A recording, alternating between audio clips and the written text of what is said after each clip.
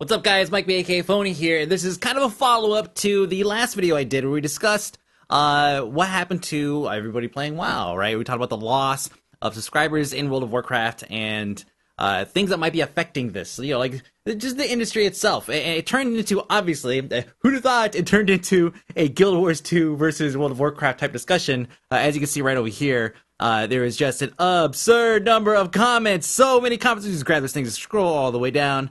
You guys had some stuff to say. I've read almost all of these. Some of them I skimmed through, especially when they start off with like some really hateful comments and such. I tend to skip over those ones and just kind of move on. If you can't form a cohesive argument, then I don't even bother. Here's a good one. Another GW2 brainwashed mug. You think that game was amazing? Watch when you feel disappointed. I can't believe absolute fucking retards like you even exists after 7 years of Rift, Warhammer, Ion, SWTOR will be the best. Again, cohesiveness, it's not quite there. 7 years and fucking idiots like you still exist and not come to the conclusion that these games will fail. Now, not all the comments were like that. As a matter of fact, very, very few of them were that, were just that aggressive. A lot of times in YouTube, especially in the comment section, we tend to lean towards the fact that a lot of the comments are going to be written like this, very hateful, kind of just, you know, you're an idiot, stuff like that. And I think there's also a greater majority out there who are okay, who can actually look past that. What was really great is the gentleman who was actually responding to this guy kept it very civil and didn't drag it on forever. He just kind of left it alone, and that was pretty much it. So kudos to that guy and everybody else who didn't get involved in that kind of stuff. I understand that comments get out of hand. Obviously, I couldn't moderate this one, which I typically don't. I don't really go through and I don't really censor what people say unless they say stuff like that's extremely hateful towards like me, in which case I'm just like, oh, you have a problem with me? Delete. So, yeah, it is obviously a very big deal to some people. They look at it as this is Guild Wars 2 versus WoW. I want to make it clear, it's not really about WoW versus any individual game. This is like WoW versus the entire industry and how all these other games have an influence on the gamers that play World of Warcraft, right? Or the ones who they're playing this one game, but they see what's going on outside over here. They see that, you know, hey, there's League of Legends, hey, there's StarCraft, hey, there's Diablo, hey, there's Ion, AOC, Warhammer, all these games that have come out in the past several years. They see these things, and they're not blind, so there's like, oh, hey, that's a familiar looking concept. I'll go and I'll check that out, and they'll go and they'll jump into it, and they might have fun or they might not, and they'll come back, whatever. It's not any single game, which is why the WoW killer phrase is kind of a silly concept in and of itself, because it's never going to be about a single game that comes out and just stomps World of Warcraft in the ground. Granted, there's lots of people out there who would like to see that happen. I think that people kind of get that. I think you guys, generally, you guys pretty much get it. I mean, that's some great comments here. I'm going to read one here. This is from William B. He says, World of Warcraft is much like the fall of Rome, when Rome got as large as it was, with the society branched off into all these different directions and sections themselves there. This is much like what is happening now in World of Warcraft. For many players, WoW was their starter MMO, and they eventually moved from WoW to Ion to Rift or to SWTOR or whatever. The simple fact is that WoW cannot cater to everyone, and they're trying to do that. People will look elsewhere for what suits them, which would equal other MMOs or just other games in general. That's a really great analogy to make right there, because it is kind of true, right? It's difficult to cater to everybody and keep those numbers growing. Like, how do you do that? Everybody has different needs. You know, we're talking upwards of 12 million people that World of Warcraft hit, and all these people have these different needs that you need to cater to. The age ranges were just disgusting. It was huge. You know, again, like, my wife's dad plays World of Warcraft, right? He's like, I'm talking to him about his mage, and I'm like, mages suck. And he's like, pitch, buff mages. And I'm like, you play World of Warcraft, it's cool. It's such a huge age range. These are people that they're not going to see eye to eye on everything. They got in different times during the past 7 years, and the game has changed. It used to be just about you level and you had like MC, that was like hits, right? And then we had like Battlegrounds, and we got like other instances, you know, and then like a pinnacle, that expansion with like Nax. And it was like, oh my god, this game is really difficult and really hard to play. So it became a very challenging type of experience for certain people, and they got used to that. And then things kind of changed over time. We got into Wrath, and things changed to the point to where some people felt that it was a little bit more a little easier. The content became easier, and the term wrath babies and everything came up, and you kind of go from there. Again, when you have so many people, it's impossible to make everybody happy. Obviously, Mr. Pandaria is trying to do that. They're trying to look at everything as a whole and plug in things for everyone without losing that primary focus. They're releasing raid content, right? A good amount of it with Mr. Pandaria.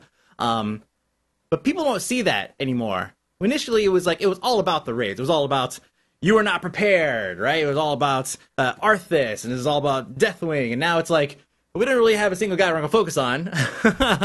So we have a couple other things. So it feels like even though they are giving us raid content, we're not getting the focus that we used to. And so now we're looking at everything else that they're offering. So that's why you get the pandas and Pokemon and the Harvest Moon style dailies and whatnot. So we get all this stuff, and this is clearly WoW attempting to cater to everybody because they've had all these people the entire time. Now is their chance to go and put something in for everyone, right? For example, for me, right, I've always been about PvP. PvP is always my thing. I love playing world PvP, etc., etc. I much prefer doing RBGs because of that tight, cohesive, knit team and everything. But unfortunately, with time and playing 8 different games a week, kind of hard to stay on that kind of schedule. So right now, I dedicate every Thursday night, Bro Grounds. We jump on and we do world PvP. We go over there, we stomp a little bit of Alliance face and have some fun, and we kind of joke around with them on the forums, on Vent and stuff like that. Friendly. Not always friendly type get-togethers. It's in Stormwind. Anyways, I have my focus. I like the competitive aspect of things. And then they're releasing challenge modes in Mr. Pandaria, and challenge modes are coming out. So it's like, oh, okay, cool. Challenge modes offers this PvE leaderboard style gameplay element, and so for me, it was like, hey, that's a really cool feature. It's not like the number one bulleted thing. It's not gonna be the front of the box or anything. They need to put some kind of mascot on the box.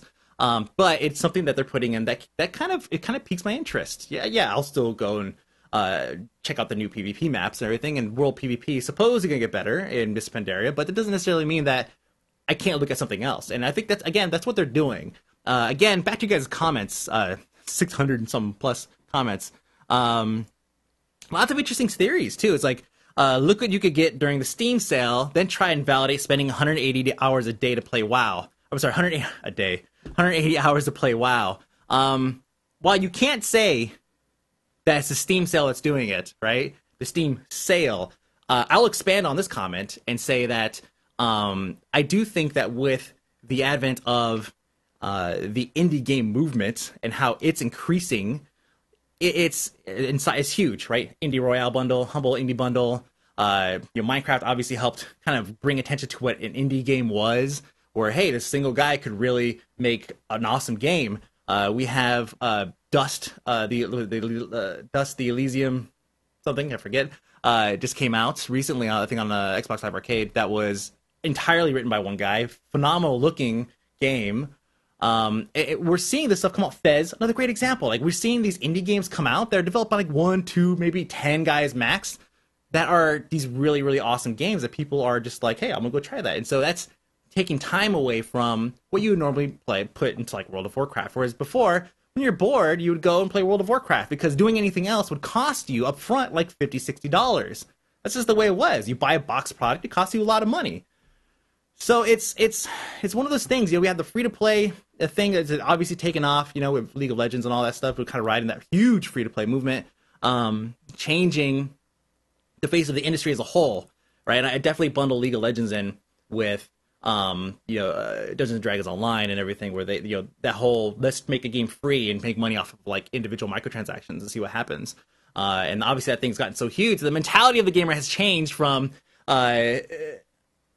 paying for a game to preferring having a free-to-play game. Whereas before, like a year ago, it was like, oh, a free-to-play game is going to be garbage because it's going to be, whatever grindfest.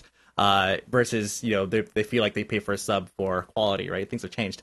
But no, I will say that there's been enough things to come out, and saying the Steam sale is a bit specific, but there are so many games out there that you guys can get for cheap or free, right? Free to like $10. Get yourself a fantastic game that will you spend hours on. I played Trials like no tomorrow, man. I logged so many hours in Trials, and that game cost me $15. I put more time in that than I put in like any other game this year, and that's please don't fall. That's how excited I am. I'm like kicking things behind me. That just goes to show that there are games out there that don't cost $60. They don't have that barrier for entry with money that most people don't have to spend on games. If Trials was $50, I probably wouldn't pay for it. Now I would, knowing how much content I got out of it. But up front, I'd be like, I really liked Trials HD. I'll just keep playing Trials HD and just kind of leave it at that, because a barrier for entry at $50 is huge. So, good comment. I know exactly what you're saying. I wouldn't pin it on Steam sale specifically. I would kind of expand that out a little bit more. Let's see. Rage PvP. Yeah, I already read that one. That was a good one. Another GW2 brainwash bug. Yeah, I quit WoW just over a year ago, and it's because it just getting bored. Everything was the same, nothing new. Didn't like raids, didn't bother doing much PvP because I've done them all so many times, so I just quit, question mark. Again, I think that going back to my initial statement, it's WoW versus the entire industry and the mentality of the gamer and how it's changing over time. We're used to looking at free-to-play games. If a game's not free-to-play, I'm not going to play it. We see that a lot. Secret World came out. It's like, oh, this game, I'd play it if it was free-to-play. It's like, wow, that's crazy. Because, like, again, a year and a half, 2 years ago, people were like, free-to-play, oh my god, that game's probably garbage. People, that's how things have changed. And so now we're looking at World of Warcraft. It's like, hey, that's a game I pay for. When I can play all these games for free or cheap, why would I keep doing this? Anyways, lots of really great comments. I really want to follow up and talk about it a little bit. Now, I don't even know how long I've been talking for. Well, I've been talking for 21,264 frames. Divided by 30, no idea how long that is. 6 minutes, roughly, 6.5 minutes. That's a pretty good amount of time. I think I'm way off, actually. I've been talking forever, guys. Anyways, there's still more. I'm on vacation right now. It's a small vacation. You guys probably won't even notice. So I have content that's prepared and ready to come out. Have a couple new shows and everything. People are asking, some of the comments are like, oh, what happened to Darnell? And it's like, oh, well, Darnell's still doing content. Some people, they don't go to GameBreaker.tv for any of the content. You guys should know that I have like 4 other videos, like prepackaged videos that come out a week on GameBreaker.tv. I have the Darnell Let's Plays, where we're taking Darnell the character and we're getting him out into the world to play other games besides just World of Warcraft. That's kind of put BlizzBlues kind of off to the side for right now. Maybe until MoP launches, not quite sure. We're have to wait and see on that, like how that works out and everything, because time and whatnot. I will obviously be playing MoP. I will obviously be leveling all the way up to max, and Darnell will be right there with me. So I definitely look forward to doing more BlizzBlues content. For those of you guys who don't know, BlizzBlues is a machinima that I do, and that a lot of people think is funny. So the Let's Play content that I do with Darnell, it's kind of a nice little twist. I don't really like Let's Plays in general, like the continuation and whatnot. I don't really consider Indie for Breakfast a Let's Play. But I like doing it with Darnell. I like Darnell doing it because it's a unique perspective. It's a unique character. It's somebody else playing a game that he's usually terrible at games. So terrible experiences are very animated. So I would definitely recommend going and checking that out on GameBreaker. And also there's gameplay episodes that we do where we have Gary, Mike Shafter, and myself. We play various games. Right now, the longest ongoing one right now is Magicka. We did Trine 2. We did a little bit of Diablo 3. And the best part about it is that because we record them so far between shows, we forget how to play these games. Like Magicka, the only reason why we're so far is because we're so good at WA Space. That is the only reason. There's no other reason why we made it this far. But it's very, very amusing to watch for some people. If you're one of those guys that gets frustrated at people that are bad at games, do not watch those videos. Do not watch those videos at all. Anyways, just thinking about it, it's so frustratingly hilarious. But yeah, I mean, we have a lot of stuff coming out this next week and everything. I want to do like one of these kinds of videos where we just sit down and talk about current events in the gaming industry, especially like kind of geared towards what we do. Right? I think we as gamers, you guys who follow me, I think we're in general interested in mostly MMOs and indie games, kind of like in that realm. I think Trials is kind of like a nice separate entity because it's fun to watch. So it makes it kind of fun. I know not everybody has an Xbox, so I think it's that kind of, those are the kind of shows they can get away with because they're amusing to watch. Shizzle's really bad at it. Now we have Lore. That'll be another great addition to the team. So it's I think we get away with that here. But yeah, I'll try to do one of these every other week or so. Now, we have a good conversation coming up, or that happened on Legendary Thursday night. We had Olivia Grace, writer for WoW Insider. She's really, really talented, really smart, and she knows her stuff with PvP. So the conversation obviously would have come up about Guild Wars 2's date landing. I'm sorry, reverse that. World of Warcraft's date landing on Guild Wars 2's release date, not their head start date, their release date. This is for the Miss Pandaria patch 5.0.1 or whatever. This is the one that supposedly brings the assault on Theramore. So that's kind of cool. Did I say September? Say August, something like that. You guys know what I'm talking about. August 20th, whatever. Anyways, that's a really hot topic this week because people are like offended that Blizzard would even do that. Personally, I would be offended if they didn't do that. They have the content to do it. As a marketing strategist, like as a marketing strategy, they should go and attack them. If they didn't, I think that would almost be a sign of like weakness, right? If Blizzard was like, man, we shouldn't release anything anywhere near Guild Wars 2. Yeah, that's how I would view that they would do that if they decided to do it like, September 18th or something like that instead. I would say, wow, Blizzard's really afraid of Guild Wars 2. But the fact that they're okay with attacking them head on and just saying, we're going to release this on this date. Oh, that's Guild Wars 2 launch day? That's crazy. Who'd have thought? Was that on the whiteboard? I didn't see that up there. It's crazy. Anyways, let's just go and stick with it. I think that I'm glad that they're doing that. Is it going to make things kind of weird trying to play both? Yeah. You have to pick which one you're going to play first. Thankfully, there's a head start involved with Guild Wars 2. Also, it's pretty easy to balance out the two, but I'm curious to see what kind of content specifically we're going to be getting with the patch, all the way down to like the funny details, because there's a lot of stuff that obviously we know we're getting with Guild Wars 2. Curious to see what we have with Miss Pandaria. I'm interested to see what happens with Theramore and all that stuff. I heard Jaina gets hella mad. Jaina gets pretty hot when she's mad, I think, sometimes. Yeah, so that's a very hot topic this week, and I'm glad Blizzard did it, because if they did it any other way, then I would be like, Blizzard, stop being a pussy and just go for it, like you've always done. You've never been afraid to do this stuff. Hey, there's a big game coming out in 2 weeks. Let's drop a major patch right now. Boom.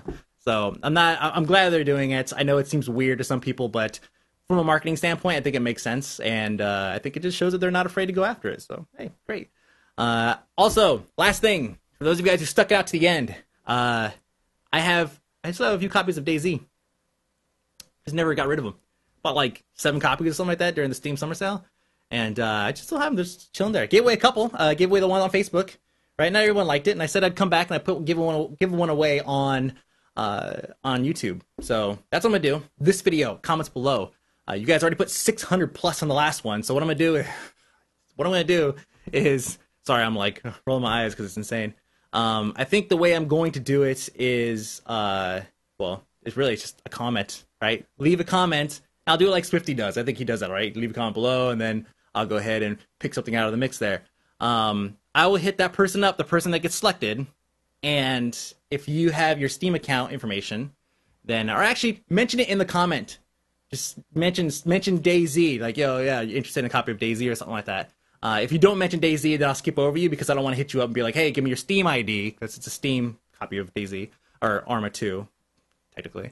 I'll hit you up, and you give me your Steam information, I'll send you the gift, and then that's it. All you gotta do is just comment. It's crazy, right? But I have so many copies, I'm just like that dude on the freaking the meme. He's just like, oh, I have so many copies of this thing. What am I gonna do with it? That's kind of me right now with DayZ, or Arma 2. So I want to get rid of some of them. So do that. Told you guys to come back to YouTube and give one away. I might do a couple more on YouTube, and I also have it's a really great app that Towley showed me on Twitch, where I could give them away on Twitch as well. I have to kind of test it out first just to make sure it works before I go doing all of that. So twitch.tv/AKMikeB when I stream. I'm not sure when I'll be doing that, but you guys like free stuff, and I like getting stuff for cheap and then turn around and giving it away. It's a cheap way of giving somebody free stuff. That's the way it works. Anyways, thanks for sticking out for me, guys. I know it's been a long one, and time for me to go and go on vacation. I'm tired, which is why I'm going on vacation. So see you guys later.